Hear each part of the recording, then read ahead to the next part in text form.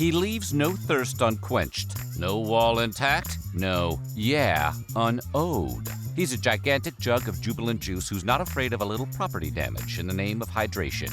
It's the man who sells the Kool-Aid, known simply as the Kool-Aid Man. His high-energy ad campaigns are forever burned into whatever part of our brains controls thirst, cementing him as a permanent fixture in pop culture and in our hearts. But what is the deal with this guy? How did they come up with the idea for a sentient beverage receptacle that took the world by storm? These are the questions that our parched minds are dying to be satisfied with. So, today we're giving you the refreshing story of whatever happened to the Kool-Aid Man. But before we quench your thirst for knowledge, why don't you quench your need for history by hitting that subscribe button? Then head to the comments and let us know what other retro refreshments you want to hear about. For now, oh yeah! Before we talk about the man in the jar, we need to talk about the man who started it all. Chemist Edwin Perkins was born in Lewis, Iowa, just before the turn of the 20th century. Around that same time, Edwin's father purchased a general store and moved the family out to Handley, Nebraska to run it. Dad's store had everything a young fledgling chemist would need for early experimentation, including packets of Jell-O gelatin dessert mix. 1897's hottest new snack innovation, a powder that turns solid when it gets wet? The future is 1897, baby. Perkins continued to experiment with different products, and by the time he was an adult, he had over 125 self-made products he would sell door to door. By 1927, the most popular item in his arsenal was a fruit-flavored liquid concentrate called Fruit Smack, which was sold in 4-ounce quart glass bottles and, when mixed with a pitcher of water, made a low-cost drink the whole family could enjoy. Perkins knew that concentrated mixes were a slam-dunk marketing endeavor based on how well Jell-O was doing at the time, and decided to focus his energy on ways to make his most popular item more lucrative than ever. The path to a new drink phenomenon began.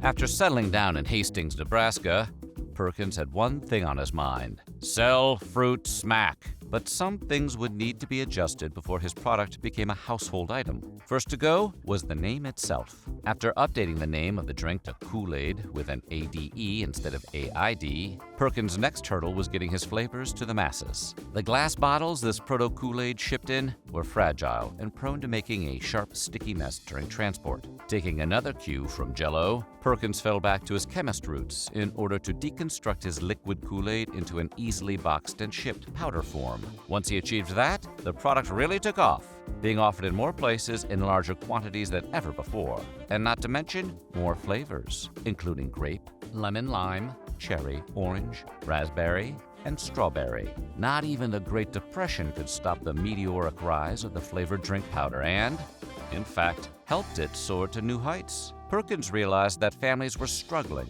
and so he dropped the price of Kool-Aid packets from 10 cents down to a nickel, a gamble that saw profits rise from $383,286 in 1931 to over $1.5 million in just 5 years. By that time, the name had changed to the current Kool-Aid, and Perkins Products Company saw steady sales up until 1953, when they were sold to General Foods. With the new ownership came new notoriety and even more sales. It was then that the seeds of Kool-Aid Man would be planted.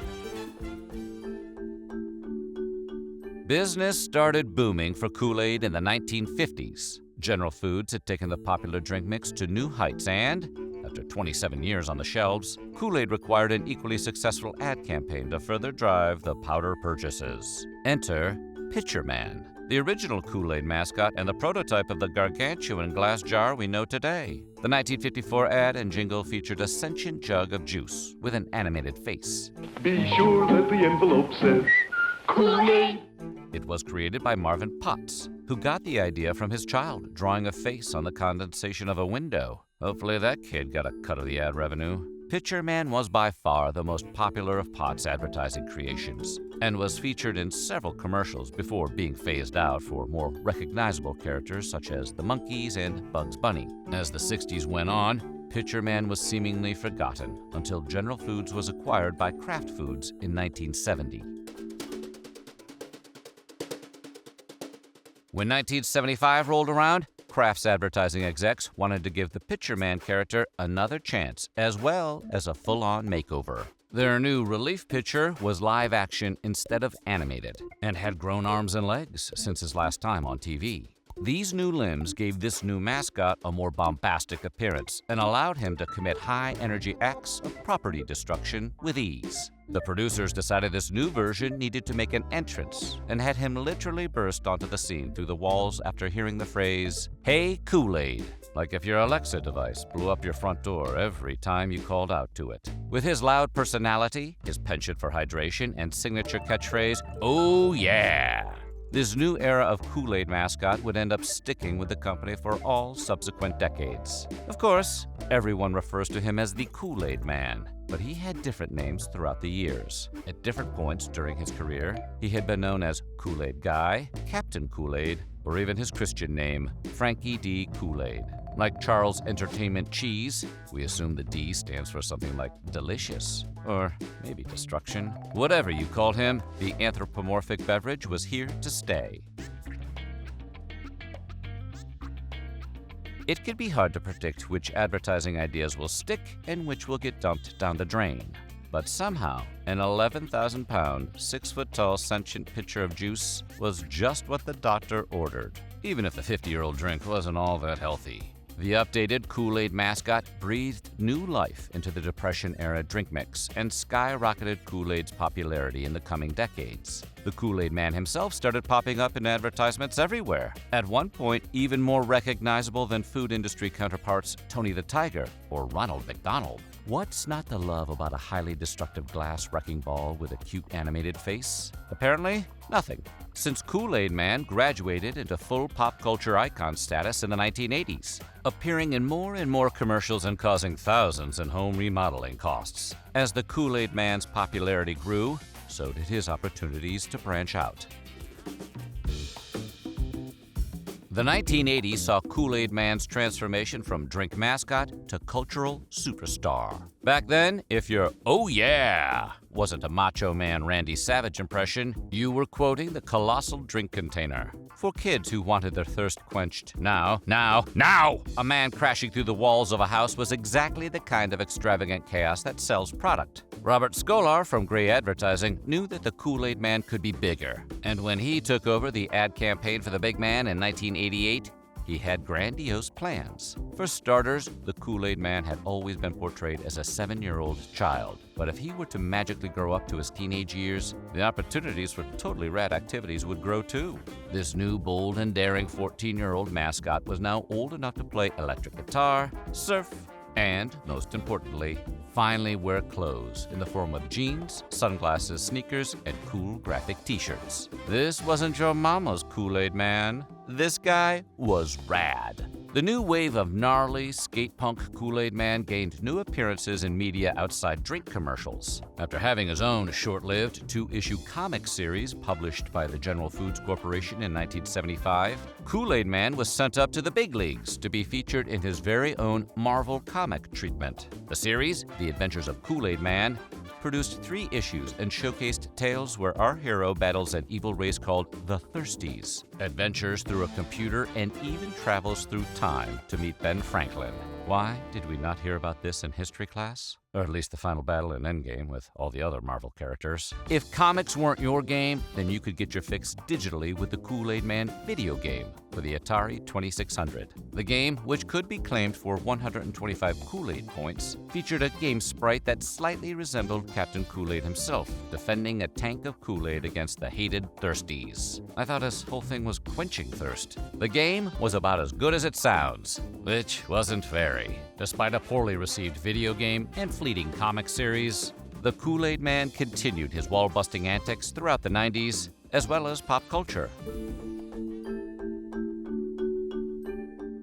Kool-Aid's influence was palpable throughout the 20th century, for better or for worse. Not just for its tasty, sugary sweetness and low price tag, but just the statement, drinking the Kool-Aid, had secured the beverage's place in the lexicon. Of course, the phrase has negative connotations related to the Jonestown cult massacre. Cult leader and mass murderer Jim Jones was said to have made his followers drink poison-laced fruit beverage, which was identified as Kool-Aid. though the drink was likely a different knockoff brand of fruit juice. Regardless, ever since the tragedy in 1978, whenever someone gullibly believes in a dangerous or foolish ideology, friends say that they had been drinking the Kool-Aid. By the time the millennium rolled around, the Kool-Aid Man was a well-known pop culture legend. He had an animated makeover in 1994, as well as a slew of fresh new flavors and products with names like Bursts and Jammers. He even made a memorable cameo in a 1999 episode of Family Guy, and continues to be a running gag to this day. The 21st century has been bustling for the man. He's had several makeovers, including another live-action series against an equally large bottle of soda from 2009,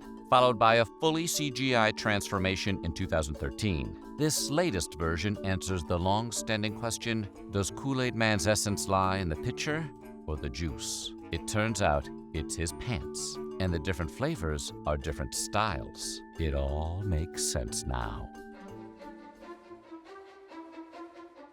Whether you've noticed him on TV recently or not, Kool-Aid Man's legacy cannot be denied. Reportedly, 90% of kids can recognize Kool-Aid Man on sight, though most younger viewers probably know him strictly from that Family Guy cameo. But Kool-Aid's hometown of Hastings, Nebraska has ensured that the memory of Kool-Aid and the man, which bears its name, are immortalized forever. In the Hastings Museum of Natural and Cultural History, you could find many Kool-Aid-related items, including an original costume from 1975, a statue, and vintage powder packets on display. Kool-Aid was even dubbed the official state drink of Nebraska in 1998. In May of 2000, Kool-Aid Man placed his footprints in the cement out front of Mann's Chinese Theater in Hollywood. The spectacle kicked off with the crowd yelling, "Hey Kool-Aid," and our boy doing what he does best, busting through brick walls. Outside of the drink advertisement biz, Kool-Aid Man could be seen in a music video with Lil Jon, the Family Guy mobile game, and even in ads for other products such as Progressive Auto Insurance and the funeral of Mr. Peanut, which is a wild sentence to say. His tears kicked off that whole baby nut viral video that broke the internet a few years back. Kool-Aid Man's legacy of busting through others' property has inspired a social media trend that involves running through walls and fences as fast as you can. Perpetrators from ages 12 to 18 have been arrested all over the country for imitating the challenge. But when will someone bring Captain Kool-Aid to justice? Consistent Kool-Aid trends keep the drink at the top of America's favorite drinks list, with more than 26 gallons consumed every second during the summer. If that sounds like your kind of summer, stop by Hastings in August for their 3-day Kool-Aid Days festival. While there, you could partake in events like a bicycle race, frisbee golf, live music, and of course, Kool-Aid chugging contests. The whole shebang culminates in the crowning of the coveted Miss Kool-Aid Days. Whether you drank it as a child, dyed your hair with it as an edgy teen, or just enjoyed watching a giant tub of liquid rizz up thirsty children at a party, the legacy of the drink and its mascot remains almost 100 years after its invention. So what do you think? Were you surprised by Kool-Aid Man's storied history? Want to hear more about punches from the past? Let us know in the comments below, and if you are thirsty for amazing history, check out some of these videos from Weird History Food.